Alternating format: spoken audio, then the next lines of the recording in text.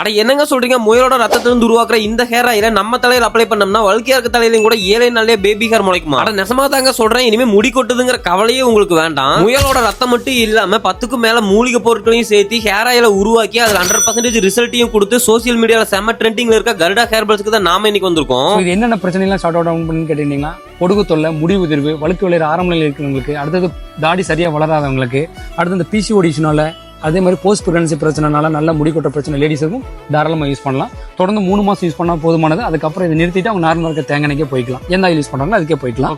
இது life long use பண்ணுற அவசியம் கிடையாது.